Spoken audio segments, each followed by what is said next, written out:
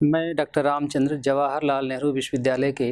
भारतीय भाषा केंद्र में हिंदी का प्राध्यापक हूँ। ईपीजी पाठशाला हिंदी के प्रश्न पत्र दलित साहित्य के अंतर्गत ओम प्रकाश वाल्मीकि की सुप्रसिद्ध कहानी सलाम पर आज हम बातचीत करेंगे। इस कहानी के पाठ के माध्यम से हम दलित और गैर दलित सहानुभूति और संवेदना को समझ सकेंगे। भारतीय हिंदू व्यवस्था में व्याप्त दलित विरोधी मानसिकता के यथार्थ से परिचित हो सकेंगे। दलित विरोधी या मनुष्य विरोधी प्रथा सलाम के भीतर छिपे सच से रूबरू हो सकेंगे। दलित और गैर दलित बालक के बालमन और उनकी ग्रंथियों को समझ सकेंगे। दलित कहानी और कहानीकार के साहित्यिक सामाजिक सरोकारों से अवगत हो सकेंगे। दरअसल ओम प्रकाश वाल्मीकि की कहानी सलाम आत्मविश्वास को तोड़ने की कहानी है। इस कहानी के माध्यम से स्वयं लेखक के सरोकारों से जब हम परिचित होंगे तो यह बात स्पष्ट हो जाएगी कि यह प्रथा किस तरह से किसी एक जाति की के स्वाभिमान को, उसके आत्मविश्वास को तोड़ने की कहानी या तोड़ने की प्रथा बनी हुई थी, जिसको कहानीकार ने अपनी कहानी के माध्यम से उस पुरानी परंपरा को मनुष्य विरोधी के रूप में साबित किया है। इस कहानी के दो पात्र हैं जो दलित और गैर दलित के बीच आगे बढ़ते हुए क्रम में, उनके विकास क्रम में कहानी को नया आयाम देते हैं। इस कहानी के दो मुख्य पात्र हैं हरीश और कमल उपाध्याय। हरीश दलित वर्ग का प्रतिनिधि करने वाला बालक है और कमल ब्राह्मण समाज का प्रतिनिधि है। इन दो बालकों के बीच में बाल मन की सच्चाइयों के साथ साथ ओम प्रकाश वाल्मीकि उस सच को भी कह जाते हैं जो समाज में बहुत ही गहरे स्तर पर बैठी हुई है। और एक बारात के, एक शादी के माध्यम से और शादी में जो परंपरागत रिवाज है सलाम प्रथा का, उस सलाम प्रथा के विरोध से जो आत्मविश्वास और स्वाभिमान पैदा हुई है दलित समाज में, उसको इस कहानी के भीतर ओम प्रकाश वाल्मीकि रेखांकित करते हैं। दरअसल देहरादून और ऋषिकेश में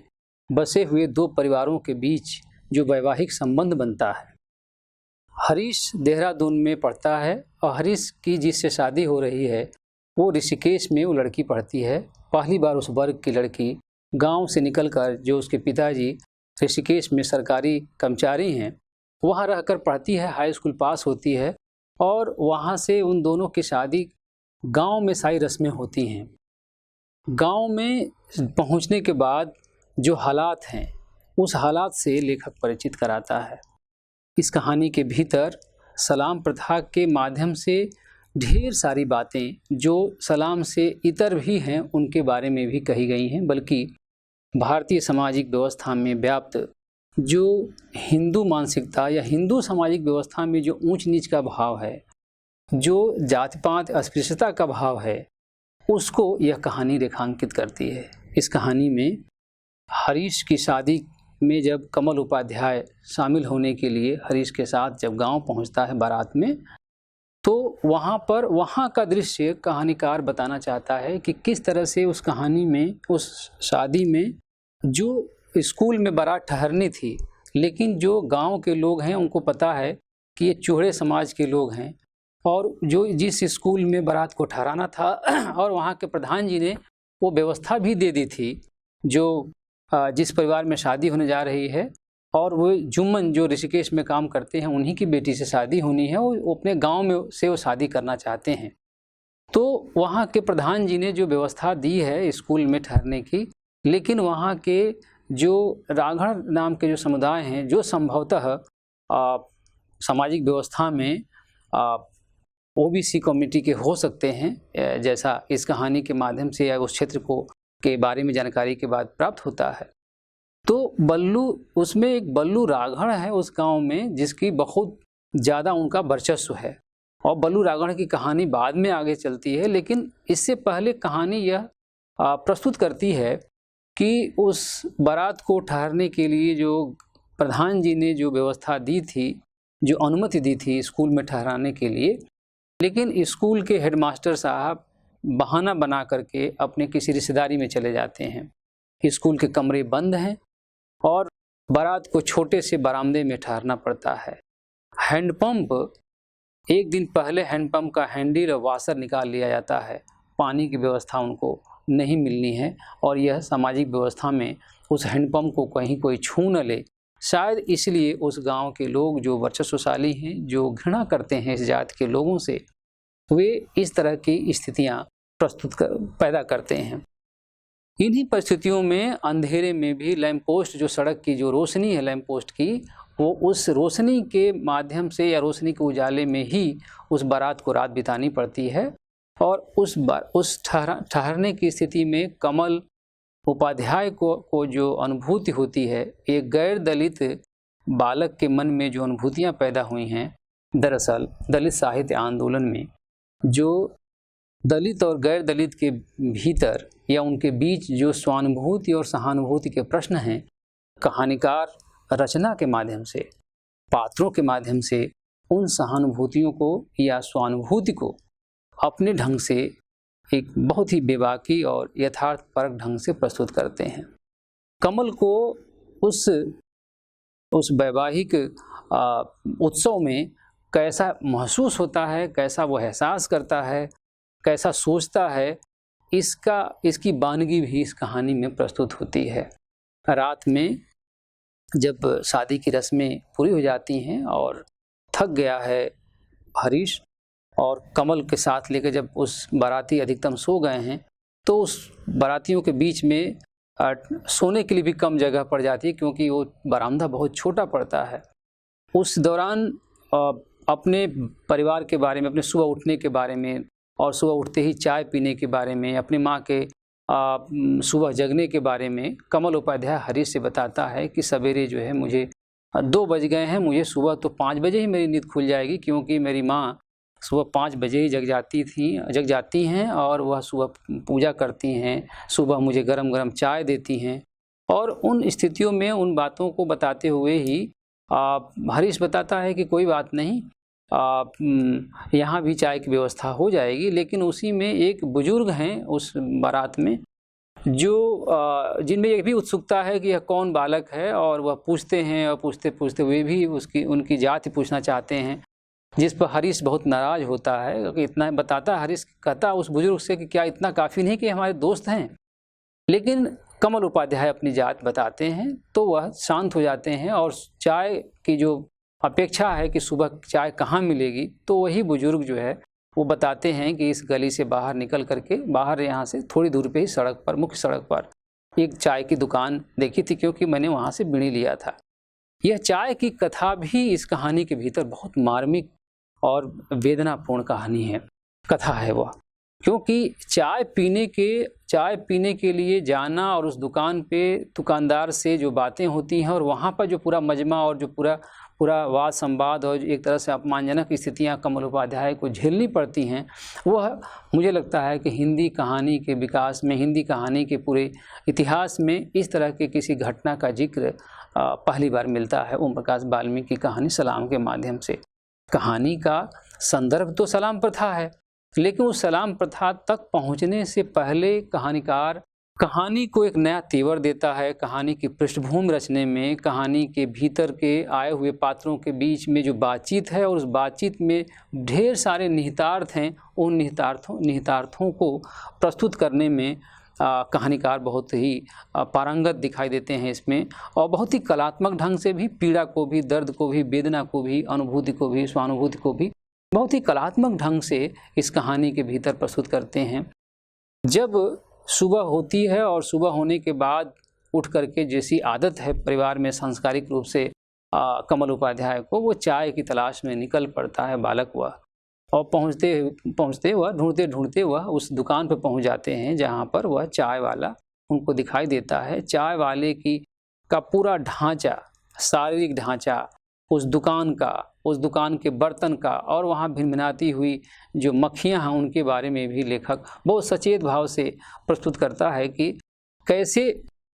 कैसा वातावरण है उस दुकान का, दुकान के आसपास का, उस दुकानदार का। फिर वहाँ कमल उपाध्याय उनसे चाय मांगता है, और वो कहते हैं कि अभी कोयला अभी मैंने सुलगाया है, आग तैयार हो जाए तो फिर चाय पिलाता हूँ। उसी दौरान उस चाय वाले को ऐसा लगता है कि यह शहरी व्यक्ति है, यहाँ के लिए अनजान व्यक्ति है। वो भाँप जाता है और वह उससे जानना चाहता है कि भाई तुम तो यहाँ के नहीं लगते, आप कहीं बाहर से आए हो क्या? फिर कमल उपाध्याय बताते हैं कि देहरादून से मैं हूँ, देहरादून से एक शादी में आया हूँ। तो तपाक से वह बुजुर्ग जो है, जो बुद्धू नाम का व्यक्ति है, रांघड़ समाज का है, वह कहता है कि अच्छा वही जुम्मन चोहड़े की बारात में आए हो? तो कमल उपाध्याय चौंक जाता है और कमल उपाध्याय के भीतर एक अजीब तरह की स्थिति पैदा हो जाती है और कमल उपाध्याय कहता है कि हाँ मैं उसी में आया हूँ। तो कहा कि तब उसको चाय देने से वो मना कर देता है। और वहाँ का प्रसंग अद्भुत प्रसंग है, जहाँ पर शायद समाज में दो वर्गों, दो जातियों के बीच की जो दूरियां हैं, जो मानसिक स्थितियां हैं, जो मनोभाव हैं, जो जड़वादी, जातिवादी, वर्चस्ववादी और ढेर सारी घृणा मन में जो लिए हुआ सामाजिक व्यवस्था है, उस व्यवस्था का एक प्रतिनिधि के रूप में वह जो बूढ़ा व्यक्ति है चाय देने वाला, उसके मन में वो सारी दुर्भावनाएं दिखाई देती हैं और पल भर में ही कमल के प्रति जो भाव था वह भाव बदल जाता है। और वह जब जानता है कि कमल उपाध्याय को, वह मानता है कि यह भी चूहड़े समाज का व्यक्ति होगा, लड़का होगा, इसीलिए उसको चाय पिलाने से मना करता है। और जब कमल ने अपने पूछना चाहता है कि भाई मुझे चाय क्यों नहीं देना चाहते हो, तो वो बताता कि वो चूहों के लिए चाय यहाँ नहीं है। फिर वह बताता है कि मैं तो ब्राह्मण हूँ, लेकिन वह उसका मजाक उड़ाता है कि ये जो है चूहड़ा जो है बामन बन के चाय मांग रहा है। और फिर इस आपस की जो टकराहट है और आपस में जो एक बात संवाद है, उन्हीं के उस दौरान उस सुबह में आने जाने वाले लोग भी एकत्रित होने लगते हैं। और एकत्रित होने में उस बीच में जो इस इलाके का बहुत ही वर्चस्वशाली व्यक्ति है, हरीश की जिस गांव में शादी तय है, उस गांव का वर्चस्वशाली व्यक्ति है बल्लू राघड़। बल्लू राघड़ का बेटा रामपाल भी उस भीड़ में, जो चाय वाले के पास, वो भी आ जाता है। और उस रामपाल के शारीरिक ढांचे के बारे में भी कहानीकार बहुत सचेत भाव से प्रस्तुत करते हैं कि देखने में वह कैसा है और किस तरह से वह पूरा का पूरा माहौल जो है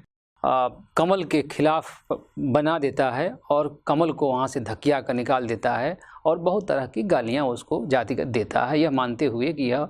ब्राह्मण नहीं हो सकता, इस बारात में आया है तो वह चूहड़ा ही होगा। इस अवमानना और जो घृणा भरा जो स्वभाव है उस समाज का और उस चाय वालों के साथ जो लोग खड़े हैं, जो उसके साक्षी हैं, उनके बीच से तमाम तरह के भावों को लिए हुए और पीड़ा और झुंझलाहट के साथ वह वापस आता है। और हरीश पूछता है कि क्या हुआ, क्यों इतने गुमसुम हो, क्यों इतने उदास हो, चिंतित से क्यों हो, तो कुछ बताता नहीं है। फिर उसी बीच में चाय वहाँ पर आती है बारात में, वह चाय पीता है, थोड़ा उसका सिर दर्द कम होता है, थोड़ी उसको राहत मिलती है और फिर वह सोचता है 15 वर्ष पुरानी घटना को, एक ऐसी घटना जो बाल मन पे ऐसे अंकित है, जो इतना अमिट है, जिसको मिटा पाना कमल उपाध्याय के लिए आज भी कठिन है। और वह घटना है जब एक बार बचपन में ही, उस स्कूली दिनों में ही, जब कमल उपाध्याय हरीश को अपने घर खाना खाने के लिए बुलाया था। कमल उपाध्याय की माँ ने दोनों के लिए खाना लगाया था, लेकिन पहला कौर उठाते ही हरीश से पूछ लिया था कि बेटा तुम कहाँ रहते हो, तुम्हारे पिताजी क्या करते हैं। जैसे ही हरीश बताता है कि मेरे पिताजी नगर पालिका में सफाई कर्मचारी हैं, वैसे ही झन्नाटेदार थप्पड़ कमल उपाध्याय की माँ कमल के देती, थप्पड़ मारती हैं और हरीश को ढेर सारी गालियां देती हैं और हरीश को बिना खाए जाना पड़ता है। कमल उपाध्याय नहीं समझ पाता कि यह क्यों स्थिति है, वह जाति को नहीं समझ रहा था। एक बाल मन बचपन में बच्चों को जब तक सांस्कारिक तौर पर न बताया जाए कि वो कौन है, क्या है, किस जाति के हैं, किस धर्म के, तो तक उनको कुछ भी पता नहीं चलता। ये जो मानसिकता है, जो समाज से, परिवार से, उनकी अपनी जाति से, धर्म से सांस्कारिक तौर पे मिलती हैं चीज़ें, ऊंच नीच, छुआछूत, छोटे बड़े, एक दूसरे के प्रति घृणा करना, उसको बताना कि यह इनके साथ नहीं उठना बैठना, ये अच्छे लोग नहीं होते, गंदे होते हैं। ये सारे संस्कार जो है जिस तरह से हमारे हिंदू व्यवस्था में बचपन से कुछ परिवारों में डाले जाते हैं, कुछ परिवारों में, सभी परिवारों में ऐसी नहीं भी स्थितियाँ हो सकती हैं, लेकिन व्यापक तौर पे ऐसा देखने को मिलता है कि समाज किस तरह से अपने से हीनतर माने जाने वाले या बना दिए गए या सोच करके ऐसा एक दूसरे के प्रति दुर्व्यवहार भी करते हैं। तो 15 वर्ष पुरानी वह याद बातें आती हैं जो बचपन में कमल उपाध्याय के घर में उनकी माँ ने किया था, और बाद में कमल उपाध्याय गुमसुम रहने लगा था और वह माँ की इस बात को नहीं समझ रहा था। माँ ने बहुत समझाने की कोशिश की थी। फिर माँ ने अपने बेटे कमल उपाध्याय की माँ ने बेटे से समझौता कर लिया था और हरीश के लिए एक अलग से बर्तन की व्यवस्था कर दिया था और फिर वह हरीश को खाने पे लाता था। लेकिन इसका एक बोझ था मन पे कि क्यों मैं यह कर रहा हूँ और क्यों यह मुझसे कराया जा रहा है, कमल में ऐसी क्या कमी है। वो जब माँ ने झनाटेदार थप्पड़ मारा था कमल को, तो कमल ने माँ से बहुत सा पूछने की कोशिश किया था, समझने की कोशिश किया था, लेकिन वो समझ नहीं पाया था। माँ ने जिस तरह समझाया वो नहीं समझ पाया और उसके मन में ढेर सारी खरोंचें थीं जो अभी तक बनी हुई थी और उसको याद करता है। और आज वह बातें उसको साकार हो रही हैं और वह भी बातें याद आ रही हैं जब अखबारों में चीज़ें छपती थीं कि यहाँ पर दलितों के घर जला दिए गए, यहाँ पर उनके साथ जो उत्पीड़न किया गया, उनकी हत्या की गई, उनके साथ ऊंच नीच छुआछूत का बर्ताव किया गया। इन खबरों के बारे में जब हरीश कमल से बताता था अपने समाज के बारे में, तो कमल को यह विश्वास नहीं होता था। वो कहा था कि समाज बदल गया है और पढ़े लिखे तुम भी पढ़ो और इस समाज को बदलो, ये सब चीज़ों पर ध्यान न दो, ये सब चीज़ें वैसी नहीं है जैसा तुम सोचते हो। आज कमल उपाध्याय को स्वयं ब्राह्मण होते हुए उस पात्र को वह भुगतना पड़ता है जो कभी इतने वर्षों से जो हरीश को भुगतना पड़ रहा था। हरीश जो अपने समाज के बारे में जो बताता आ रहा था इतने दिनों से, लेकिन उसके बारे में कमल उपाध्याय को आज अनुभूति हो रही है। यहाँ पर कहानीकार ने एक गैर दलित पात्र के माध्यम से, एक ब्राह्मण समाज के बालक के माध्यम से स्वानुभूति का एहसास कराया है कि वह समाज में सर्वोच्च है, पूजनीय है, आदरणीय है, उसको भी ऐसा एहसास है, लेकिन उसको ऐसा किसी के सामने बताने पर भी कोई मानने को तैयार नहीं है, क्योंकि कोई चूहड़े की बारात में ब्राह्मण आ नहीं सकता। तो कोई चूहड़ा ही अपने आप को बदल करके चाय पीने के लिए ऐसा कर रहा है। ऐसा उस चाय वाले ने उसके साथ बर्ताव किया है। वहाँ पे आने वाला जो रामपाल राघड़ है, बल्लू राघड़ का बेटा, वह ऐसा बर्ताव करता है।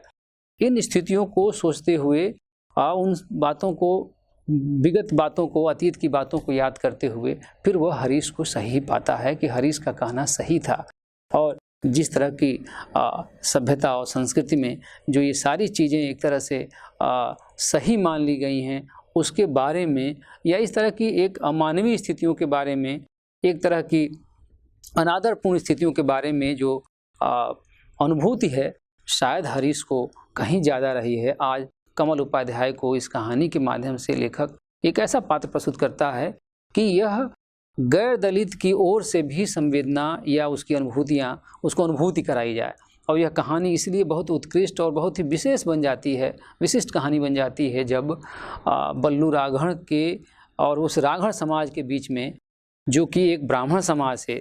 जो हमारे यहाँ श्रेणीबद्धता की स्थिति है, ऊंच नीच की, छोटे बड़े की जो स्थिति है, उस स्थिति में भी वो राघड़ समाज ब्राह्मण समाज से तो कम नीचा ही, छोटा ही माना गया होगा। जिस तरह की इस कहानी के भीतर देखने पढ़ने को मिलती है, जिस तरह की सामाजिक ढांचा है, उससे तो ये पता किया ही जा सकता है। लेकिन कितनी विडंबनापूर्ण स्थिति है कि इन बातों को कक्षाओं में, इन बातों को किताबों में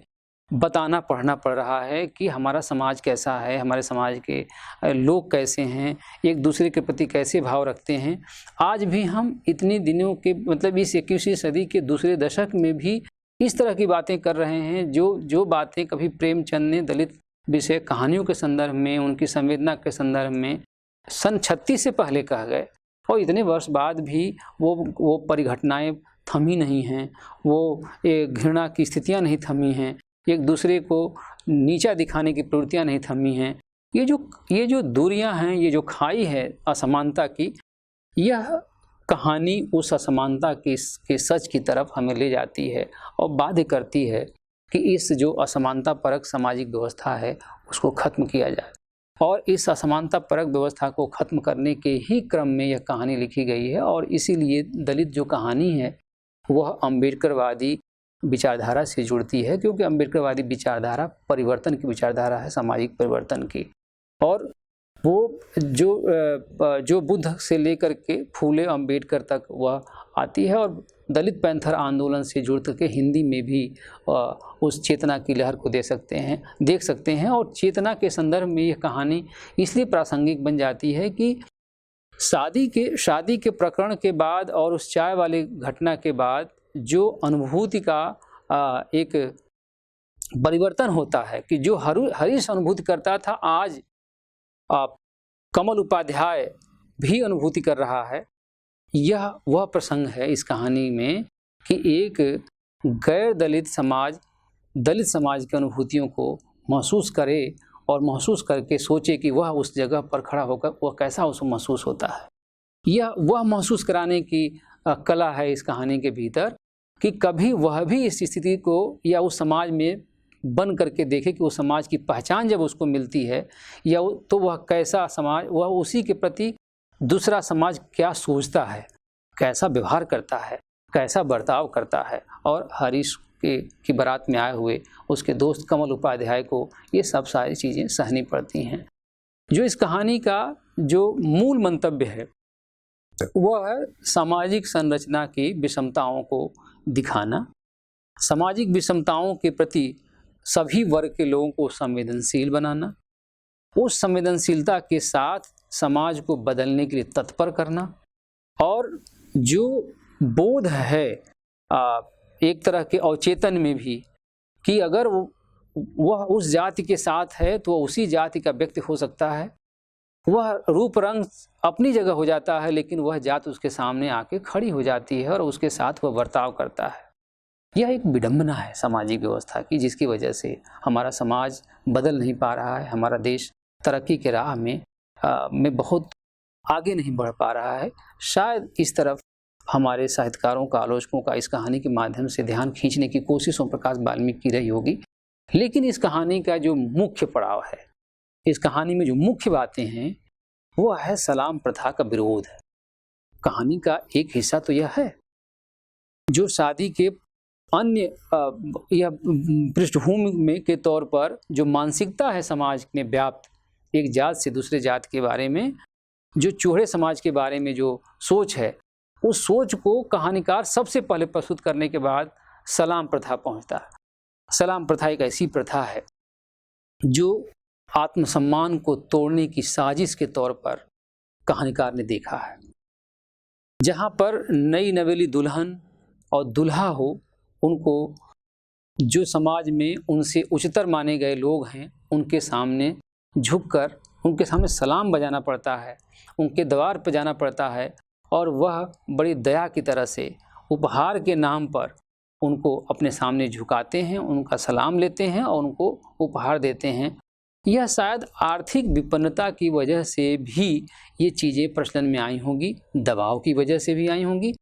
जब तक चेतना नहीं थी, जब तक कोई अम्बेडकरवादी आंदोलन नहीं था, जब तक साहित्य में डॉक्टर अम्बेडकर के आंदोलन और उससे पैदा हुई चेतना के आधार पर लेखन नहीं था, जिसको आज दलित साहित्य लेखन कहते हैं, जिस लेखन को दलित साहित्य आंदोलन कहा जाता है, जब तक वह नहीं था तब तक शायद इस चेतना को समझने की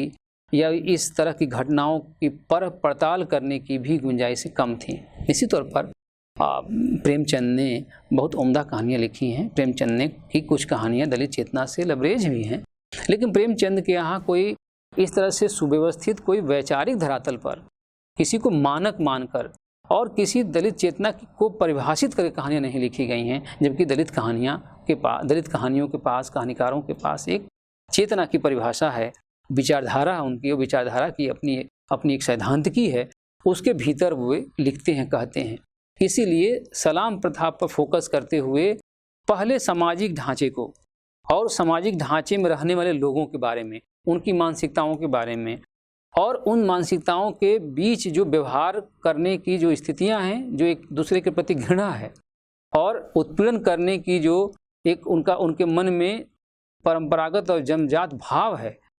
सबसे पहले सलाम प्रथा पर के बारे में बताने और सलाम प्रथा के विरोध तक पहुंचने से पहले कहानीकार उसको पहले बताते हैं। सलाम प्रथा, चूँकि हरीश गांव में शादी करने आए हैं और हरीश के साथ कमल उपाध्याय हैं, और कमल उपाध्याय को इस सलाम प्रथा के बारे में जो सवेरे से बारात विदाई होनी है और सवेरे से जो उथल पुथल मची हुई है, उसके बारे में हरीश कमल को नहीं बताता है। कमल को इससे जो है दूर रखा जाता है और इसको एक चूहे समाज के भीतर और राघड़ समाज के भीतर की जो दूरियां हैं और चूहे समाज को जिस तरह की प्रथा में जिस तरह की प्रथा उनके ऊपर लाद दी गई है सलाम प्रथा, उससे मुक्त होने की जो कवायदें चल रही हैं हरीश और हरीश के पिताजी की ओर से, और दूसरी तरफ जो लड़की के पिताजी हैं जुम्मन, वे उस गांव से कट कर रह नहीं सकते थे, उनकी बातों को मना नहीं कर सकते थे, उस प्रथा का विरोध करने की स्थिति में नहीं हैं। तो दोनों परिवारों के बीच में एक तरह का संवाद चल रहा है कि ऐसे में क्या हो और कभी भी बल्लू राघड़ यहाँ आ सकता है या राघड़ लोग परिवार को हम लोगों को तहस नहस कर सकते हैं, हमारी बारातियों की पिटाई कर सकते हैं। और गांव में धीरे धीरे राघड़ परिवार समाज में बात फैलने लगती है कि ये लोग अभी तक सलाम करने नहीं आए, सलाम प्रथा को के माध्यम से हमारे दरवाजे पर नहीं आए। तो बल्लू राघड़ अचानक जुम्मन के दरवाजे पर सभी बारातियों के सामने आ जाता है और वह सब बारातियों के सामने ही जुम्मन और जुम्मन के पूरे परिवार को फटकार लगाता है और कहता है कि बहू बेटियां इंतज़ार कर रही हैं और वहाँ पर तुम अभी तक आए नहीं सलाम के लिए, और वह धमकाते हुए चला जाता है। लेकिन हरीश के पिताजी किसी भी स्थिति में सलाम प्रथा को स्वीकार करने के लिए तैयार नहीं हैं। हरीश भी इस बात को बताता है कि यह तो आत्मविश्वास तोड़ने की प्रथा है, इसको छोड़ना पड़ेगा, और शिक्षित होने जो यह समाज शिक्षित हो रहा था उस शिक्षा से कैसे चेतना आ रही थी, उस चेतना के बीज को और उस चेतना के प्रसार को भी यह कहानीकार रेखांकित करती है कि किस तरह से उस वर्ग में पूरे दलित समाज में शिक्षित होने के बाद कैसे जो मनुष्य विरोधी दलित विरोधी जो प्रथाएं हैं कैसे उसके खिलाफ आवाज़ बुलंद हो रही है। और इन परिस्थितियों के बीच कमल उपाध्याय अपने को अकेला पाता है। उसको लगता है कि शायद मैं इस समाज का हिस्सा नहीं हूँ, मुझसे बात नहीं की जा रही है। लेकिन इन्हीं सब के बीच हरीश उसको बताता है, अपने आत्मविश्वास और स्वाभिमान की बातें होती हैं, और फिर वह तैयार नहीं जब होता हरीश, तो हरीश के मन में एक आत्मविश्वास और स्वाभिमान की जो भाव है वो उसके मन में आता है। और फिर यहाँ पर एक कहानी का प्रसंग यह है कि सलाम पर न जाना पड़े इसलिए जल्दी जल्दी विदाई करने की तैयारियां हो जाती हैं कि वो राघड़ परिवार के राघड़ समाज के लोगों को पता न चले और जल्दी विदाई हो जाए। बहुत अजीब इस प्रसंग को पढ़ते हुए, इस प्रसंग को सोचते हुए, इस समाज के बारे में इस तरह के हालात को बूझते हुए ऐसा लगता है कि हम कैसे समाज में कैसे युग में रह रहे हैं। क्योंकि बल्लू राघड़ जब धमकाने आया है तो जुम्मन जो है अपनी पगड़ी उतार करके उसके पैर पर रख देता है। एक सोचिए कि एक ऐसी स्थिति होती है जब दहेज की मांग की वजह से एक लड़के के पिता के पैर पर पगड़ी रखने की तमाम कथाएं सुनते हैं, फिल्मों में देखते हैं, घटनाएं सुनते हैं। लेकिन उससे भी कहीं पीड़ाजनक स्थिति जुम्मन की है कि दो परिवारों के बीच में ऐसा मेल है, ब्याह मन से हो रहा है, दोनों शिक्षित भी परिवार हैं, दोनों बच्चे पढ़े लिखे हैं, और उनसे वो कराने की कवायद हो रही है जो उनके ही नहीं बल्कि समाज का मर्दन करने वाली है, पूरे उनके मान को तहस नहस करने वाली वृत्तियां हैं। लेकिन ऐसे में वह जुम्मन जैसे पूरा का पूरा अपने आत्मसम्मान, अपना स्वाभिमान ही जैसे गिरवी रख दे और ऐसा बाध्य किया जाता है समाज में कि वह बारात को सकुशल विदा करने के लिए बल्लू राघड़ के सामने अपनी पगड़ी उतार कर उसके पैरों पर रख देता है। लेकिन वह बल्लू राघड़ धमकाते हुए चला जाता है। ऐसी स्थिति में हरीश के पिताजी किसी भी परिस्थिति में यह प्रथा को मानने को तैयार नहीं है, ना हरीश मानने को तैयार है। फिर जल्दी जल्दी बारात जब विदा करने का समय आता है और बारात विदा होने की स्थिति में ही एक प्रसंग है जो शायद इस कहानी का प्रसंग क्यों है, इस प्रसंग होना चाहिए नहीं होना चाहिए। मुझे लगता है कि कहानी का यही विस्तार है कि कहानी अपनी संवेदना, खुद की जिस समाज की संवेदना ओम प्रकाश वाल्मीकि प्रस्तुत करना चाहते हैं, उस संवेदना का भी विस्तार है, क्योंकि स्वयं भी उस समाज के भीतर इतनी जटिलता है दूसरे धर्म के प्रति, दूसरे समाज के प्रति, जिस तरह की अवमानना का भाव है। एक 10-12 साल का बालक दीपू, जो उस बारात में मीट और नान बनाने वाला जो व्यक्ति है, जो सुबह बारातियों के लिए खाना बनाने वाला व्यक्ति है, उस 10-12 वर्ष का बालक दीपू वह खाना नहीं खाता। एक बूढ़ा व्यक्ति उसको ढूंढ रहा है, वो एक टेक लेके एक दीवार पे खड़ा है और कह रहा है कि मैं खाना नहीं खाऊंगा। क्यों नहीं खाओगे भाई? वह बुजुर्ग पूछता है। इसलिए कि यह मुसलमान ने बनाया है। अभी हम एक कहानी का विषयांतर देखिए, विषयांतर नहीं है बल्कि सच बात यह है कि यह जो दूरी है, यह जो घृणा है, घृणा किस कदर व्याप्त है और कहाँ तक उसका असर गया है। ये 10-12 साल का बच्चा समाज से क्या सीखा है? जो स्वयं घृणा का पर्याय है जो समाज, उसी समाज के भीतर एक ऐसा चरित्र जो ये कह रहा है कि मुसलमान का बनाई हुई रोटी मैं नहीं खाऊंगा, बनाया हुआ मीट मैं नहीं खाऊंगा, और उसको बूढ़ा ढूंढ रहा है, उसको समझा रहा है कि मुसलमान नहीं है, वो कह रहा नहीं मुसलमान है। इस कहानी में यह मोड़, यह एक कहानी का ऐसा हिस्सा है जो कहानी को कहानीपन की बात नहीं, सिर्फ यह कहानी की जो संवेदना है, उसकी जो ऊंचाई है, उसका जो भाव है, उसको एक नया विस्तार देता है, नया आलोक प्रसंग देता हुआ। और उस नए आलोक में हमें वहाँ यह कहानी पहुँचाती है जैसे पूरा समाज ही ऐसा हो गया हो जहाँ पर शायद किसी तरह की संवेदना की गुंजाइश नहीं है। कहानीकार के पास उस अपनी वैचारिक स्थिति में कहानीकार समझ नहीं पाता कि वह कौन सी स्थितियां हैं जिससे ये सारी चीज़ें खत्म हो सकती हैं, मुक्त हुआ जा सकता है। यह कहानी है, इस कहानी के भीतर का परिप्रेक्ष्य यह है। और अंत में कहानीकार का जो इस कहानी में सौंदर्य है वह अद्भुत है। खुद इस कहानी के भीतर जब हरीश जो है सलाम पर जाने से जब मना कर देता है, और हरीश के भीतर जो आत्मसम्मान और स्वाभिमान जो जगा हुआ है, वो शादी के भीतर का इस वजह से जो सन्नाटा जो पसरा हुआ था, उसको वह सन्नाटा सिमट जाता है। और जो उसकी बेचैनी थी कमल उपाध्याय की, वह बेचैनी कमल उपाध्याय की आँखों में जो आत्मसम्मान है, ओम प्रकाश वाल्मीकि स्वयं अपनी पुस्तक में इस कहानी में लिखते हैं कि हरीश की आंखों में आत्मविश्वास और स्वाभिमान के उगते सूरज की चमक दिखाई पड़ रही थी। दोनों ने एक दूसरे का हाथ गर्मजोशी से दबाया,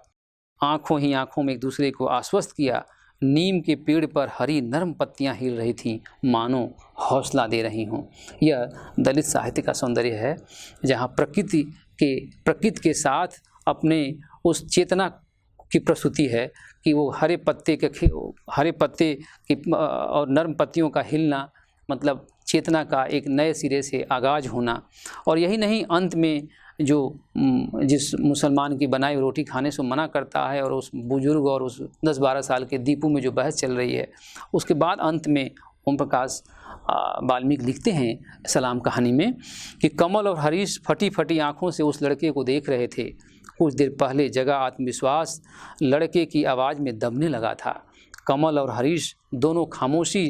के अंधेरे जंगल में भटक गए थे। उन्होंने एक दूसरे की ओर देखा और गहरी सांस ली। यह कहानी उस बिंदु पर जाकर समाप्त होती है जहाँ पर थोड़ी देर पहले सलाम प्रथा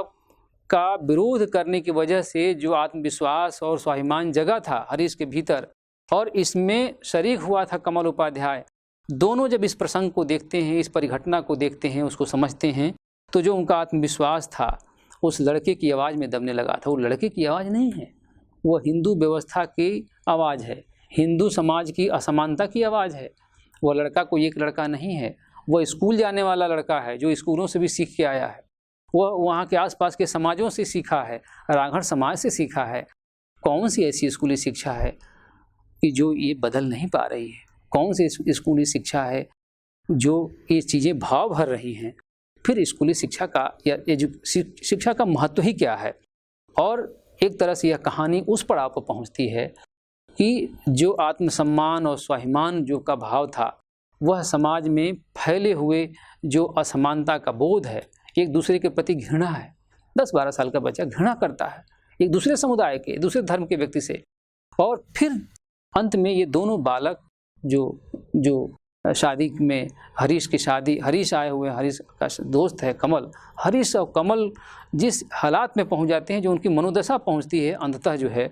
वो एक दूसरे के देखते हैं दूसरे की तरफ और गहरी सांस लेते हैं। इस पर कहानी तो खत्म हो जाती है, लेकिन प्रश्न चिन्ह छोड़ती है, ढेर सारे सवाल पैदा करती है कि जो बदलाव की, परिवर्तन की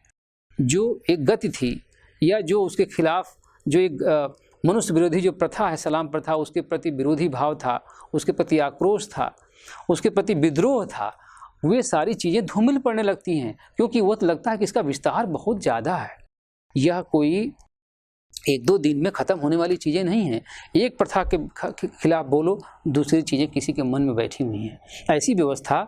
ऐसा मन मस्तिष्क जिसमें ऐसा जैसे उसको कोई ऐसा इंजेक्शन दे दिया गया हो, सामाजिक असमानता का, दूसरों के प्रति घृणा का, दूसरों के साथ अन्याय करने का। और यह कहानी उस मोड़ पर पहुँचाती है, हमें बाध्य करती है पूरे शिक्षण तंत्र के बारे में कि हमारी शिक्षा व्यवस्था कैसी है, हमारी सामाजिक व्यवस्था कैसी है, हमारी आर्थिक व्यवस्था कैसी है, हमारी राजनीतिक व्यवस्था कैसी है, जिससे ये चीज़ें नहीं बदल रही हैं। आर्थिक व्यवस्थाओं के बीच सामाजिक, राजनीतिक व्यवस्था, लोकतांत्रिक व्यवस्था, आज़ादी के बाद भी ये चीज़ें ख़त्म क्यों नहीं हो रही हैं? लाखों की संख्या में इस देश में आज भी जिस वर्ग के ऊपर केंद्रित है कहानी, उस वर्ग के लोग मैला प्रथा से जुड़े हुए लोग हैं। उनको मैला प्रथा में धकेल दिया गया है। रोजी रोटी के प्रश्न के, रोजी रोटी का आसरा उससे है, और वह हमारा शिक्षित समाज, हमारा एक तरह से इस 21वीं सदी का समाज भी किस तरह से मैला प्रथा को एक तरह से इतने दिन तक स्वीकार किया था, जिसको पार्लियामेंट से, जिसको सुप्रीम कोर्ट से, जिसको उसको न्याय संगत बनाकर उसको पूरी तौर से ख़त्म करने की कोशिशें की गई हैं। यह भारतीय सामाजिक व्यवस्था में एक ऐसा पड़ाव है जहां पर हमारी संसद ने, हमारी न्यायपालिका ने एक बड़ा कदम उठाया है, भले ही देर से सही, और इस व्यवस्था को ख़त्म करने की कोशिश की है। इसलिए प्रसंगवश इस कहानी के भीतर उसको बताना या जानना ज़रूरी है कि यहाँ पर जिस चूहे समाज के बारे में बात हो रही है, जिनकी जातिगत पहचान सफाई कर्मचारी के रूप में मान ली गई है, और जो ड्राई लैट्रिन घरों में बनाई गई है, और उसको सफाई के लिए एक मनुष्य एक मल करता है, मल दूसरे टट्टी करता है, और दूसरा एक ऐसा मनुष्य या औरतें या समाज जो उस मल को सिर पर लेकर ढोता है। ये मैला प्रथा को सिर पर ढोने की जो एक अन्याय और घृणापरक जो जिस तरह की स्थितियां पैदा की गई हैं, और जिस तरह से उनको हीनतर बना करके, कमज़ोर बना कर रखा गया है, केवल सेवा करना और सेवा के बाद मूल्य भी नहीं, यह कौन सी प्रथा है जो एक मनुष्य का मल दूसरा मनुष्य ढोए? दुनिया के सामने शर्म से झुक जाने की व्यवस्था है। ये उसी समाज के लोग हैं, और उस समाज में एक ऐसा कमल वह चेतना का बिंदु है, कमल वह आशा की किरण है, कमल उपाध्याय, जहाँ से लेखक उम्मीद करता है कि जो समाज है, जो समुन्नत समाज है, जहाँ से शायद ये चीज़ें ज़्यादा, जहाँ पर सांस्कृतिक तौर पे जो समाज जो प्रतीक बना हुआ था, सिरमौर बना हुआ था, जहाँ से ये भेदभाव की स्थितियाँ, प्रेमचंद ने सदगत कहानी में जो पंडित घासीराम की जो कहानी बताते हैं, वहाँ पर जो बर्ताव है दुखी चमार के साथ, ये जो परंपरागत ढंग से जातियों से बीच, एक जात से दूसरी जात के बीच में जो दूरी है, उस दूरी के बीच जो असंवेदनशीलता है, उस असंवेदनशीलता पर चोट करती है यह कहानी। और इस कहानी ने कमल उपाध्याय को प्रतीक के रूप में चुना है कि कमल उपाध्याय कोई एक बालक नहीं है, बल्कि एक उम्मीद है ओम प्रकाश वाल्मीकि जैसे कहानीकार की, ओम प्रकाश वाल्मीकि के समाज की उम्मीद है कि एक ऐसा कमल उपाध्याय आए, उस उपाध्याय परिवार के एक ब्राह्मण समाज के लोग भी सामने आएँ, गैर दलित समाज के लोग सामने आएँ इस व्यवस्था को बदलने के लिए, जहाँ पर इन सारी प्रथाओं का या इस तरह के अमानवीय आचरणों का जहाँ पालन होता है उनको सामने आना होगा और इस व्यवस्था को बदलने में उनको शरीक होना होगा। लोगों को समझाना होगा यह व्यवस्था अमानवीय है, जो अनादर देती है, जो घृणा पैदा करती है, जो हिंसा करती है, जो लोग घृणित तरीके से देखती है, जो ऊंच नीच का पाठ पढ़ाती है, जो एक दूसरे के प्रति सोचने का नज़रिया असमानता परक पैदा करती है और एक दूसरे का शोषण करती है। उस शोषण को ख़त्म करने के लिए जो दलित लेखन में, दलित आंदोलन के माध्यम से, अम्बेडकरवादी साहित्य के माध्यम से जो लेखन आया है, जो एक आंदोलन बना है, वो आंदोलन की अपेक्षा है कि गैर दलित समाज के लोग सामने आएं और इस व्यवस्था को बदलें। और वह सलाम प्रथा के माध्यम से एक प्रतीक चुना है और सलाम प्रथा अभी भी कई जगहों पे अब तक चल रही है। वह धीरे धीरे ख़त्म हो रही है। चेतना जहाँ जहाँ चेतना आ रही है, शिक्षित हो रहे हैं और अम्बेडकरवादी जो विचारधारा वहाँ जा रही है। लेखक यह इस कहानी में अपेक्षा करता है कि इतने वर्षों बाद, इतने दिनों बाद भी इस ऐसी कहानियाँ, ऐसी घटनाएं क्यों नहीं साहित्य का हिस्सा बन सकें। हमारा हिंदी साहित्य इन चीज़ों से क्यों मुक्त रहा, हिंदी साहित्य के भीतर ये चीज़ें क्यों नहीं आईं, हिंदी कहानियों में इनका वर्णन क्यों नहीं हुआ। यह सवाल सैद्धांतिकी के तौर पर अपने लेखों के माध्यम से ओम प्रकाश वाल्मीकि करते रहे हैं। लेकिन वो लेखों में सिर्फ बात नहीं करते, बल्कि प्रमाणिक तौर पे कहानी में, अपनी सर्जना में उसको कला का माध्यम बनाते हैं, कहानी कला का, और उसको सर्जना का हिस्सा बनाते हुए भी बहुत ही सौंदर्यपरक ढंग से, बहुत ही कलात्मक ढंग से कहानी कहने के अंदाज में हमें ऐसे समाज में, ऐसी जगह पर, ऐसे गांव में, ऐसे माहौल में खींच ले जाते हैं जहाँ पर लगता है कि आँखों के सामने जो हमें आज तक नहीं दिखाई दिया, हमें आज तक चीज़ें समझ में नहीं आईं, हम आज तक उसके प्रति संवेदनशील नहीं हुए, उस संवेदनशीलता को हमारे सामने बहुत बेबाकी से, बहुत ही तार्किकता से हमारे सामने रखते हैं। और इस तरह से, इस प्रकार यह सलाम कहानी दलित कहानी और